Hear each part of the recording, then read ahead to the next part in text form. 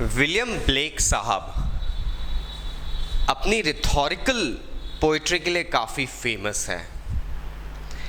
Today at this platform of personal tutor, myself Kevin Lopez, I'm going to explain the poem The Tiger, the famous poem by William Blake himself. English literature में इस poem को काफ़ी सारी classes में, in fact हम बात करें तो कॉलेज लेवल पे, पोस्ट ग्रेजुएशन लेवल तक पे समझा जाता है. Let us start with the poem. Tiger, tiger, burning bright in the forests of the night, what immortal hand or eye could frame thy fearful symmetry? Now, इस poem को दो तरीके से समझा जा सकता है दोस्तों. पहला, इसका लिटरली मीनिंग. हमें लग रहा है यहाँ पर एक टाइगर के बारे में बात हो रही है. विलियम ब्लेक बता रहे हैं कि एक टाइगर की क्या क्वालिटीज़ होती है, उसको इमेजिन कर रहे हैं, उसको एक वाव एक्सपीरियंस के समान फील कर रहे हैं कि किस तरीके से तुम्हें गॉड ने क्रिएट करा है, क्या ताकत होती है उसके अंदर. And then will be going ahead and understanding the rhetorical meaning. Now, सबसे पहले वो बोल रहे हैं टाइगर, टाइगर बर्निंग ब्राइट. उसकी स्किन, जो उसका कलर होता है, टाइगर का कलर जो होता है, that is usually yellow and he is striped with black stripes. अब येलो कलर से डायरेक्ट कंजंक्शन हम गोल्ड या सनलाइट का लेते हैं, तो एक टाइगर जो होता है वो बेसिकली सनलाइट को रिप्रेजेंट करता है एंड उसका कलर इतना ब्राइट होता है. इन the forest of the night, कहीं दूर जंगलों में, रात में, अंधेरे में भी तुम अलग ही तरीके से प्रकाशमान होते हो.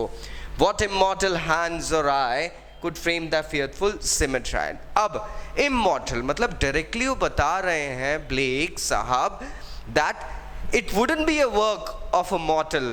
Mortal मतलब एक ह्यूमन, एक जीते जागते इंसान, एक नश्वर शरीर वाले इंसान, probably a person who would be dying very soon or after some time.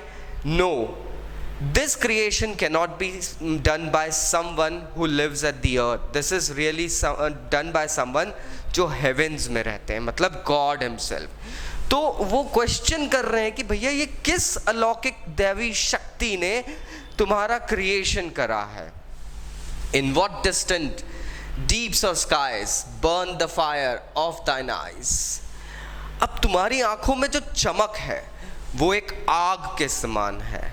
वो पता नहीं कहाँ, कहीं दूर, बहुत दूर दबी हुई सी थी, और उसको कहाँ से लेकर आए हैं उस अग्नि को जो तुम्हारी आंखों के अंदर है, पता नहीं कहाँ से ढूंढ के लेकर आए हैं. On what wings dare he aspire, what the hand dare seize the fire. तुम्हारी आंखों के अंदर जो चमक है, जो ज्वाला है, उसको किस तरीके से वो इमॉर्टल बीइंग लेकर आए होंगे, उन्होंने कैसे उसको कंट्रोल करा होगा. On what hands dare seize the fire. उन्होंने, ये कौन से ऐसे हाथ होंगे जिन्होंने इस दैवी अग्नि को लाइक डीपली पकड़ा और फिर तुम्हारी आंखों में डाला.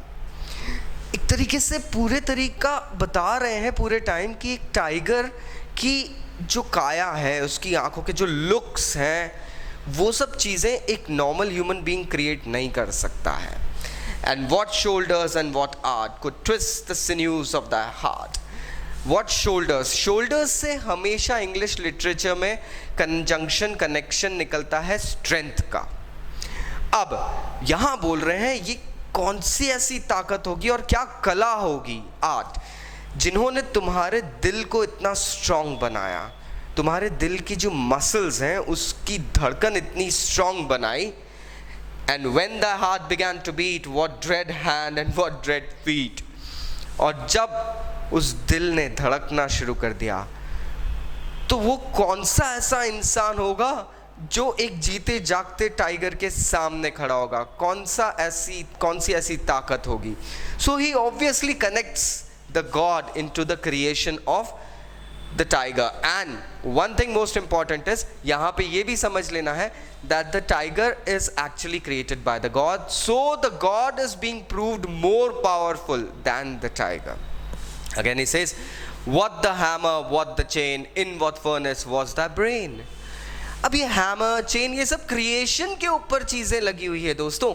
यहाँ पे समझ में आता है कि तुम्हारा दिमाग इतना चपल चुस्त, चालाक, तेज है, इसको किस फर्नेस में, किस हथौड़े की मार से, किन चेन से उस आयन को जब हम कास्ट करते हैं तो उनको चेन से बांधा जाता है, हथौड़ियों से मारा जाता है. सो ऐसे कौन से हैमर्स होंगे और कौन से ऐसी चेन्स होगी जिससे तुम्हारी ब्रेन डेवलप करी गई होगी. What the anvil, what dread grasp, dare it steadily, terror's clasp.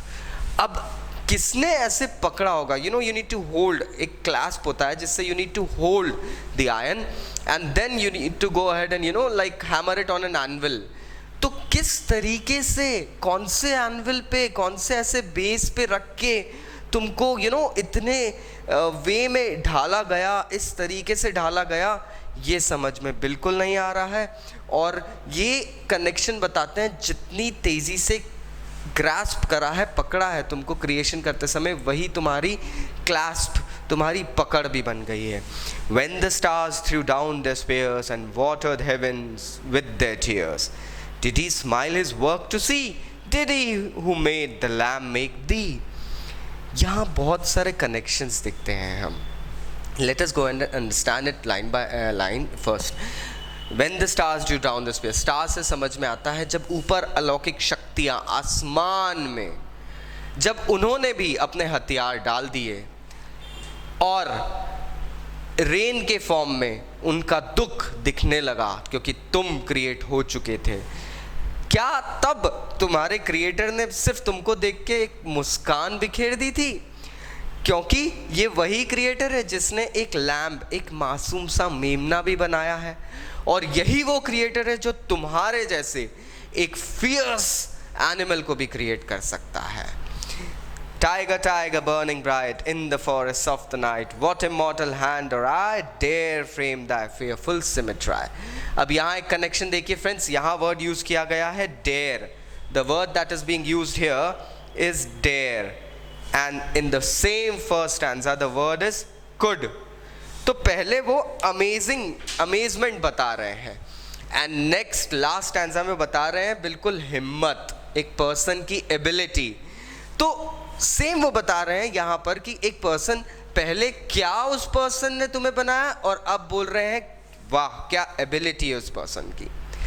दोस्तों ये एक मीनिंग हुआ इसका जो लाइन वाइज हमें समझ में आता है.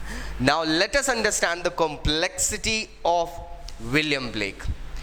Only few who would be going ahead and understanding the complexity इस पोएम को समझ पाएंगे कि विलियम ब्लेक एक्चुअली क्या मैसेज दे रहे हैं.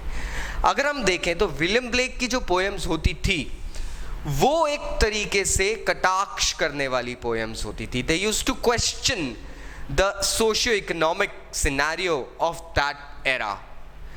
Here too the poem, ये poem basically collection songs of innocence से ली गई है. उस पोएम में बहुत सारे ऐसे क्वेश्चंस किए गए हैं जो कि ह्यूमंस पे टिके रहते हैं. Now if you consider the wrong spelling tiger, because tiger की स्पेलिंग हमें जो पता है that is TIGER, but tiger TYGER, ये बताता है डिलिबरेट. यू नो, आप समझना चाहते हैं अगर पोएम्स को इनकी, तो you need to understand the symbols. Tiger एक different meaning perhaps होगा. So here my friends, let us conjure this as the human soul. अब ये बोल रहे हैं कि human soul जो है किस तरीके से क्रिएट किया गया, किसने क्रिएट करा इसको. क्योंकि एक ह्यूमन के अंदर जो ताकत होती है वो एक सोल के कारण होती है, और एक ह्यूमन ही ऐसा पर्सन है जो एक अलग सा क्रिएशन है. Humanity is a total different creation of God my friends. No living thing on this earth is equal to humans. He again says that आश्चर्य कर रहे हैं कि ह्यूमन विल एक इंसान के अंदर की जो शक्ति होती है, इच्छा शक्ति होती है, उसको कौन क्रिएट कर पाया है? कौन ऐसा इंसान है जिसने एक इंसान की इच्छा शक्ति क्रिएट करी है? तो ये कोई इंसान नहीं है, ये कोई अलौकिक शक्ति है. That is perhaps the God. He has gone ahead and created the soul, the will power, the strength, inner strength of a person. Again ये कहते हैं एक इंसान, सेकेंड स्टैंजा में क्लैरिफाई होता है कि इंसान के अंदर जो फायर, जो एफर्ट है, वो परहैप्स किसी भी प्रजाति के अंदर नहीं दिखती है. He clearly depicts here because a human has got the powers to go ahead and build up a Statue of Liberty से लेके the Rockefeller building and the Eiffel Tower and Great Wall of China. ये humans ही हैं जो इतना एफर्सम work कर सकते हैं. ह्यूमंस ही हैं जो इतना डेप्थ में, इतने विल पावर को अपना स्ट्रॉन्ग बना के एक तरीके से लाइक ऐसे काम करते हैं जो लगते हैं कि वे अलौकिक power, that means immortal powers द्वारा किए गए हैं. एंड एक ह्यूमन का हार्ट इतना करेजियस होता है, डर के मारे जब एनिमल्स दुबक के भाग जाते हैं, humans are there, they courageously face the fear. Now that is something different. अब यहाँ पे वो कह रहे हैं like in the forest of the night. First stanza में लेट अस अंडरस्टैंड, ये फॉरेस्ट मतलब बताए गए जंगल, अंधेरा, अंधकार. दैट मीन्स ये दुनिया, जो करप्शन यहाँ फैल रहा है, जो गंदगी, जो आपसी मतभेद फैले हैं, उसके बीच में एक ह्यूमन सोल होता है, एक ह्यूमन पावर होती है that actually shine. So it is only the human that has got this thing. अब इसको किस तरीके से क्रिएट करा, क्या ऐसी ताकत थी, क्या ऐसी चीज़ें थी जिसने एक ये ह्यूमन विल और सोल क्रिएट करा है. एंड जब ह्यूमन का दिल धड़कने लगता है, बचपन से एक बच्चा जब पैदा होता है, he has got his fate written my friends. जब उसका दिल धड़कने लगता है तो वो एक क्रिएशन होता है, एक क्रिएशन होता है उसका. And he actually goes ahead and like starts building up a new era. So it's clearly depicted here कि किस फर्नेस में एक ह्यूमन ब्रेन डेवलप करा है. ह्यूमन ब्रेन का comparison, trust me, can not be made with any of the brains in the world. At least हम बात करें, we are not talking about the aliens और मार्शियंस हो भैया. तो एक ह्यूमन ब्रेन जो होती है वो इतनी बारीकियों से बनी है. It is always said that हम सिर्फ हमारे ब्रेन का 30 to 35% यूजेज करते हैं. उसके अलावा जो 60-65% हमारा जो ब्रेन है, it is never use my friends. Only few, कुछ बिरले लोग होते हैं जो इसको यूज़ करते हैं. तो विलियम ब्लेक यहाँ पर एक आश्चर्यजनक बात निकाल रहे हैं कि यार, आदमी, इंसान, ह्यूमंस, तुम्हारा ब्रेन कहाँ पे ऐसा डेवलप हुआ है जो इसके अंदर इतनी सोच, इतने विचार करने की ताकत है, और कैसे उसको ढाला गया है जो इतना आगे, इतना इंटेलिजेंस तुम्हारे ब्रेन में भरा है. When the stars threw down their spears and watered heaven with their tears. अब यूजुअली यहाँ पे कनेक्शन ये दिखता है, स्टार्स मतलब ये गॉड और हेवन का, जब सैटर्न का जब हेवन में वॉर चल रहा था, तब perhaps even Saturn and the other powers were actually feeling sorry, क्योंकि गॉड ने एक ऐसा क्रिएशन कर दिया था जो किसी की सोच और समझ से परे था. ह्यूमंस के अंदर उन्होंने कहा वो पावर्स है कि इवन सेटन, शैतान जो होता है, द बैड ओमेन जिसे हम कह सकते हैं, वो भी कहीं ना कहीं इस चीज़ के पीछे हार मान गया होगा कि गॉड ने एक ऐसा क्रिएशन करा है. Did he smile his work to see? क्या गॉड ने इस चीज़ पे स्माइल, मतलब एक तरीके से कह सकते हैं क्या गॉड ने गर्व महसूस करा होगा इस बात पे? क्योंकि जाहिर सी बात है, ह्यूमन जैसा क्रिएशन परहैप्स कभी नहीं और कहीं नहीं करा गया है. Did he who made the lamb make thee? अब एक ह्यूमन के अंदर इतनी ताकत, इतनी फेरोसिटी, उसके बाद में कह सकते हैं हम, इतना विकेडनेस हो गया है, इतनी तेज़ी आ गई है. हम डार्क फॉरेस्ट की बात कर रहे हैं तो यहाँ समझ में आता है हमको कि dark forest is something that is this world. Full of corruption and all, उस बीच में एक ह्यूमन सोल है ऐसा जो गॉड ने क्रिएट करा है, और गॉड ने उसको अपना बेस्ट क्रिएशन के तौर पे क्रिएट करा है, जो हमको यहाँ पे सेकेंड स्टैंजा में क्लियरली दिख रहा है। अब गॉड ने एक ह्यूमन को क्रिएट करा, उसके अंदर इतनी स्ट्रेंथ, इतना स्मार्टनेस, इंटेलिजेंस, स्पीड, एजिलिटी सब डाली है comparison to the tiger. Question उठता है, क्या ये वही गॉड है जिसने एक लैम्ब, अगर हम इसका थ्योरेटिकल मीनिंग देखें तो लिटरेरी वे में हम समझते हैं लैम्ब एक बेचारा असहाय ऐसा जानवर रहता है, बट आप डेप्थ में देखिए, लैम्ब वो था जिसे जीसस क्राइस्ट का नाम भी दिया गया था बिब्लिकल, अगर हम रेफरेंसेस देखें तो क्या गॉड तुमने ही ह्यूमन क्रिएट करा है, एक ह्यूमन माइंड, ह्यूमन स्ट्रेंथ?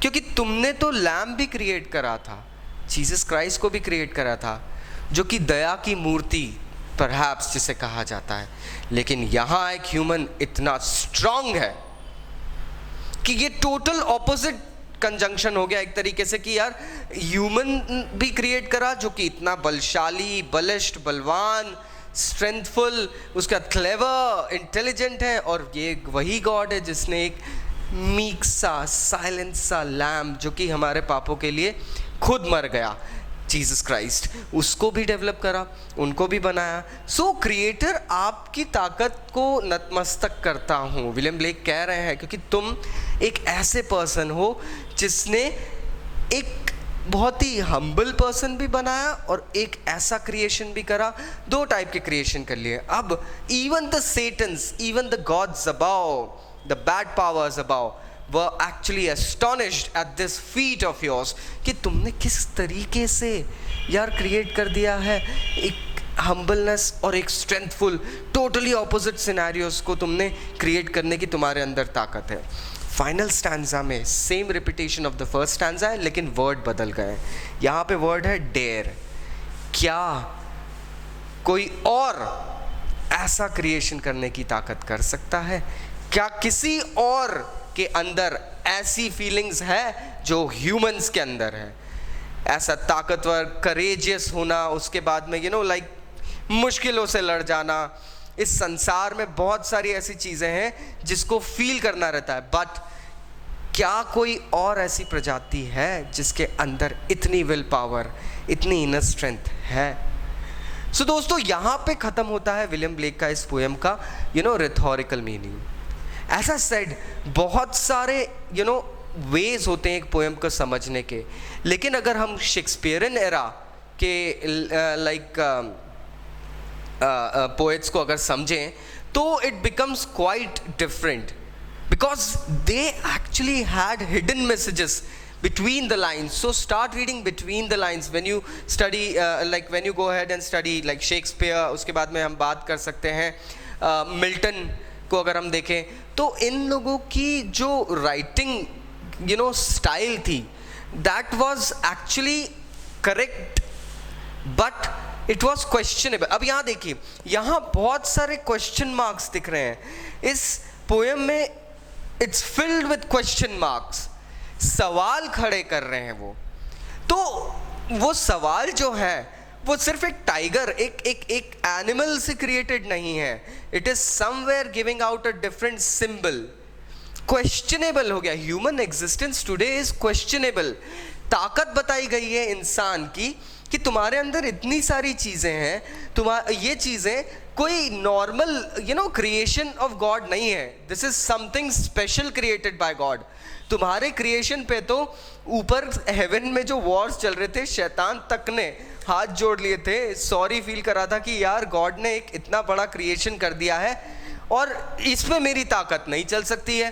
तो जब तुम इतने स्ट्रांग हो, तुम्हारे अंदर इतनी ताकत है, तो फिर तुम सोचो तुम क्या क्या नहीं कर सकते हो। I know the explanation seems to be quite lengthy and all, but friends, if you want to understand the poem fully, I guess you need to give some time and read between the lines. Still, अगर कोई doubts रह गए तो नीचे comment box से comment करिए. I'll be going ahead and replying back to you. Thank you very much for following us. Please subscribe to our channel. Take care. Bye bye.